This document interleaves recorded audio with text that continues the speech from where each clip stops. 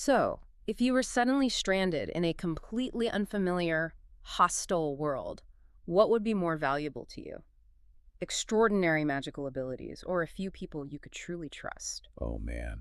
I mean, our instinct is almost always to choose the magic, right? Like, Yeah, to be the self-reliant hero. exactly. But surviving a brutal environment or, Yeah. even just surviving a toxic corporate office with zero trust isn't a superpower. It's actually a psychological death sentence. It absolutely is. Yeah. We are just so conditioned by this myth of the lone wolf, the idea that ultimate capability means never really needing anyone. Right. But if we strip away the fantasy, human survival, and I mean human civilization itself, has never been about isolated individual power. It's fundamentally built on cooperation, shared knowledge, and, well, the emotional security of a pack. Yeah, and that brings us to the core mission of today's deep dive.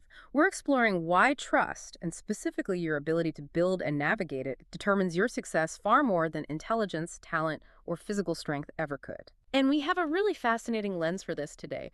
We're extracting life and survival lessons from the acclaimed anime Mushoku Tensei.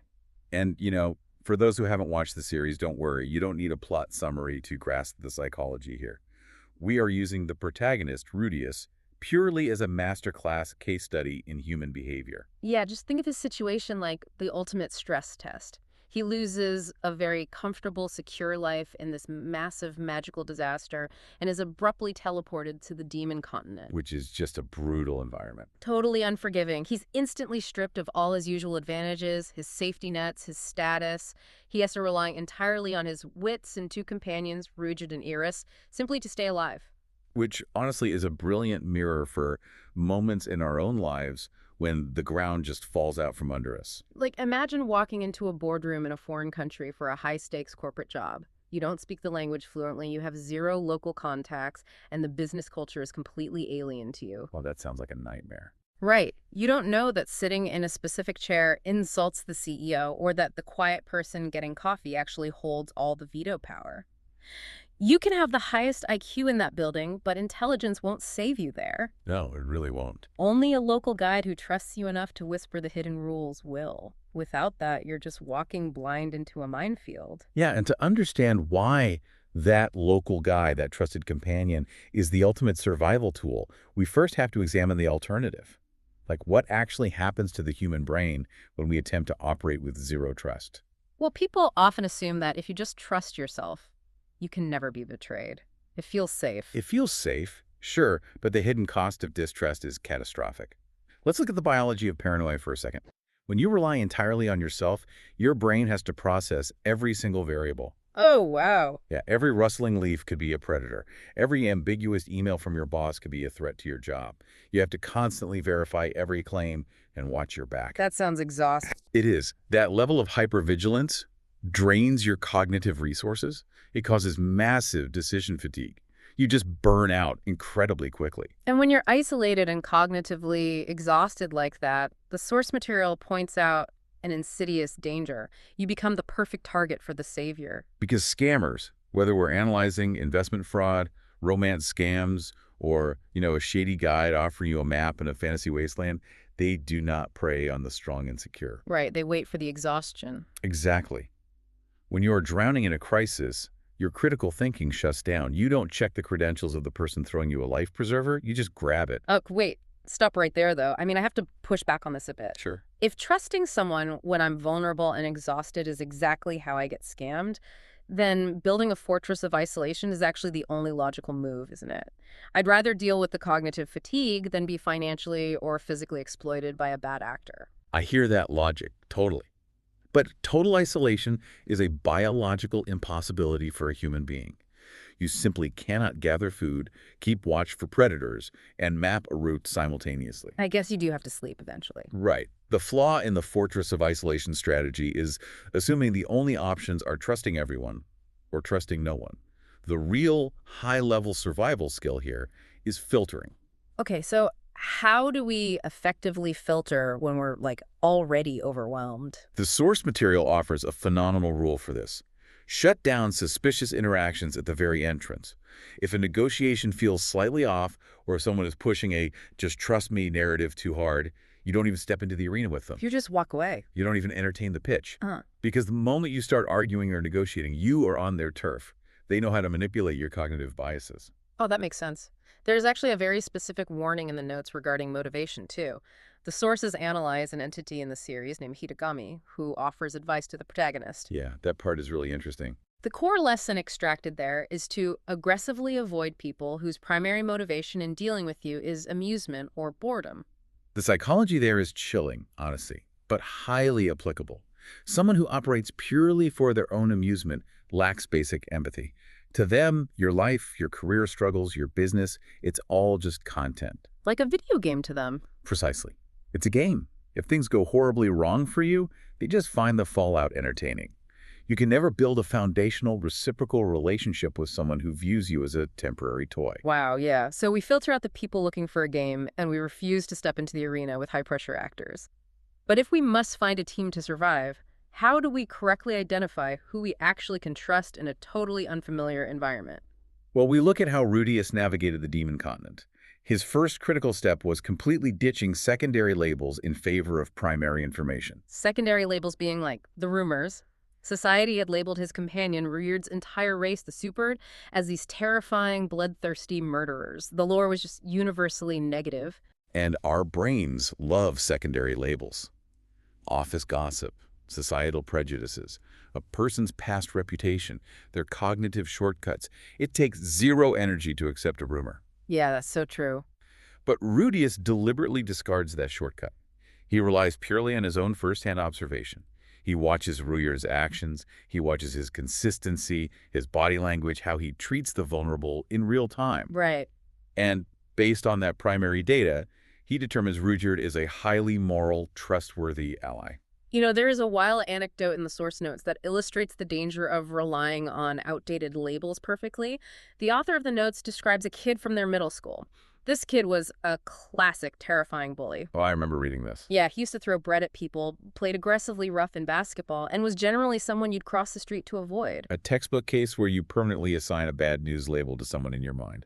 Exactly. So fast forward several years, the author is now a broke college student and ends up at this guy's house playing mahjong. The room is smoky, the stakes are a bit too high for a student, and the author makes a massive rookie mistake. Uh-oh. Suddenly, he is sweating bullets because he owes a 10,000 yen debt that he absolutely cannot pay.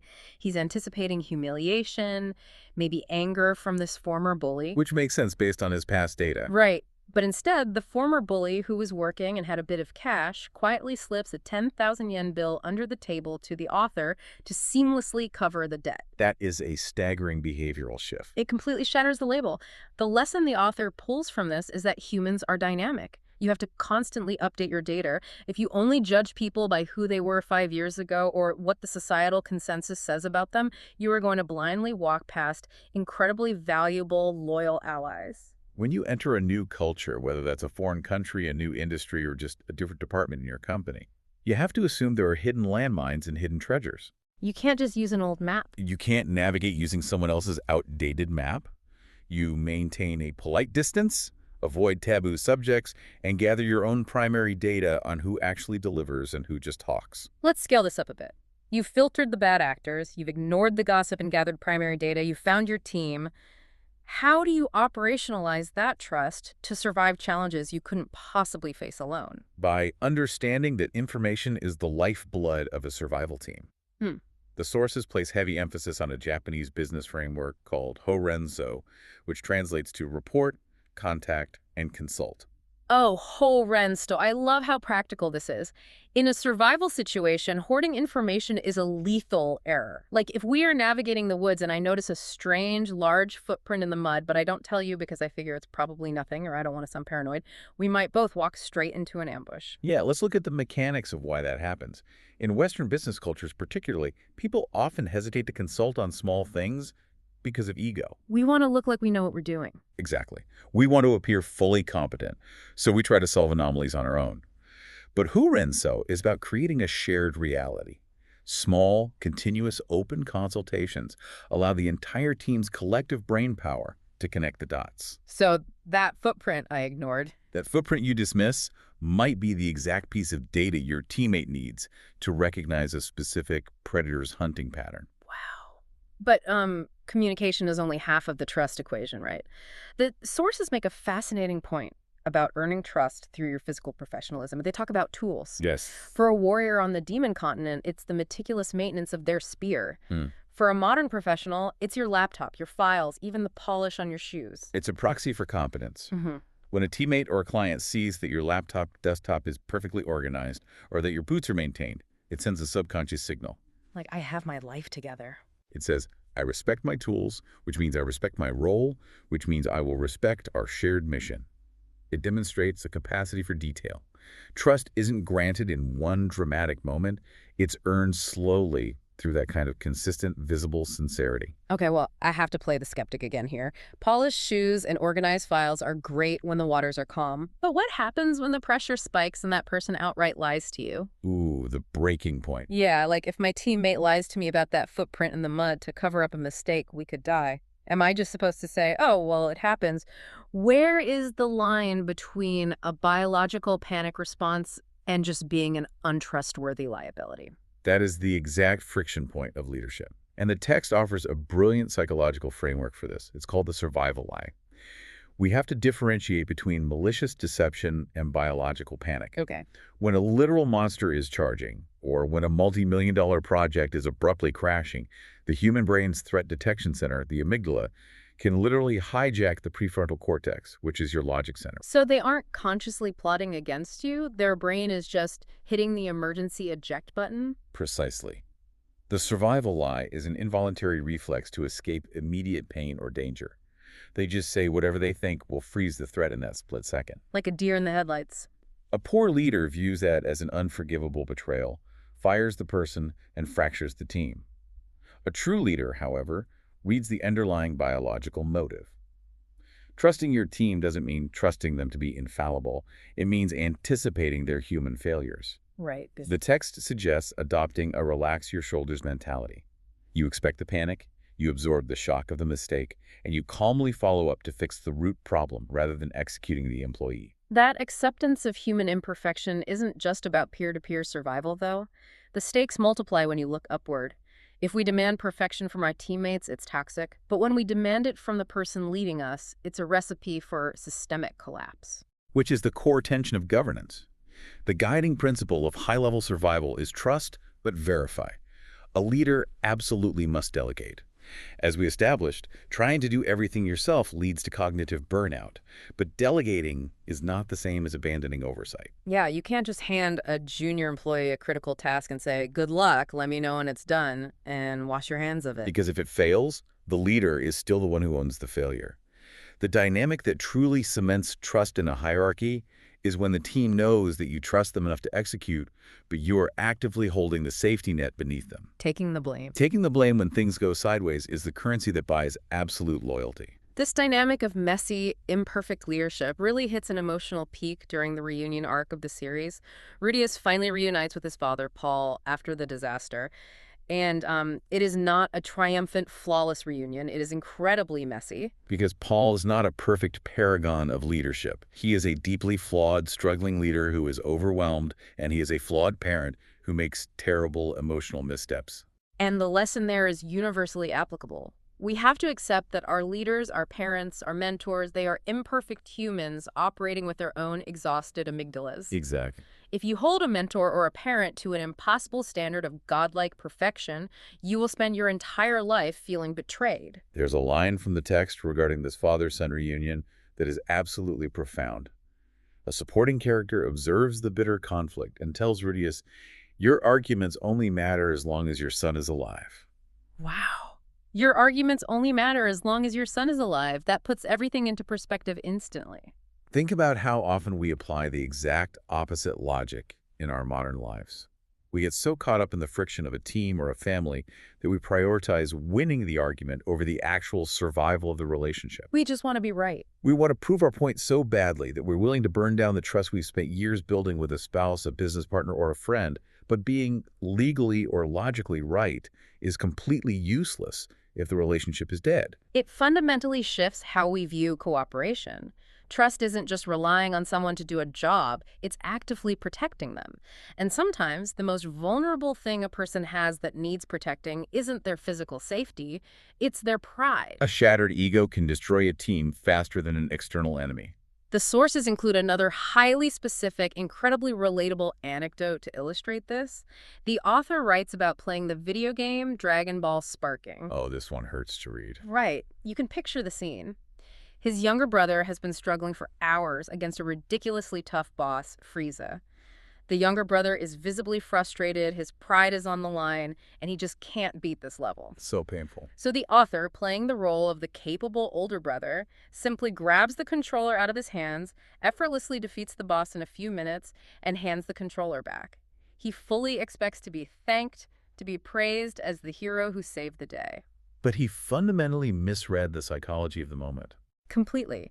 The younger brother doesn't say thank you. He is totally crushed. His motivation evaporates, his pride is shattered, and he actually puts the controller down and quits playing the game entirely. Oh, man. The older brother thought he was providing a survival asset, his superior skill, but by stepping all over his brother's dignity and robbing him of his own agency, he destroyed his brother's desire to keep playing. That is a masterclass in what not to do. And the text brilliantly contrasts this with a moment of high-level emotional intelligence from Rudius. Yeah. There's a scene where his companion, Rudyard, who remember is this hardened, terrifying, legendary warrior, breaks down and begins crying. Now, instinct might tell you to jump in, to comfort him, to acknowledge the pain.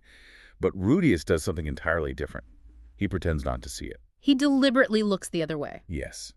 If Rudius had pointed out the tears or tried to intervene, it would have stripped Rudyard of his stoic identity. He would have been grabbing the controller. Ah, I see. Sometimes, the absolute highest form of trust and care you can offer a teammate is a gentle ignoring. You see their weakness, you see their moment of failure, and you deliberately avert your eyes to protect their dignity. You trust their resilience enough to let them recover their composure on their own terms without making them feel small. We have covered an incredible amount of psychological ground today. We started with the protagonist dropped into a magical wasteland, and we've used his journey to decode the invisible blueprints of human connection. Let's synthesize this for everyone listening. Trust is the catalyst that takes an isolated, vulnerable, exhausted individual and turns them into an unstoppable force. It is the ultimate multiplier of human potential. But it requires active work. It requires discarding the comfortable labels society hands you so you can evaluate people based on primary data. It requires protecting your team's pride, sometimes by simply looking away. It means accepting that your leaders, your employees, and your loved ones are imperfect humans capable of panic. And it demands that you communicate relentlessly, sharing the weight of survival, because retreating into a fortress of isolation is just a slow path to failure. You cannot survive the demon continent alone, and you cannot survive a 50-year career alone. Which brings us to the core truth, the one thing you need to take away from this entire deep dive. Strength can win a battle. Intelligence can solve a problem. But trust allows people to survive and succeed together for the long term. So as you head into your next meeting or sit down for dinner with your family tonight, I want you to ask yourself a question. Think about the people in your life right now. Are you trusting them or judging them based on your own firsthand observations of their current actions? Or are you just relying on the outdated labels society or their past has placed on them? It might be time to update your data.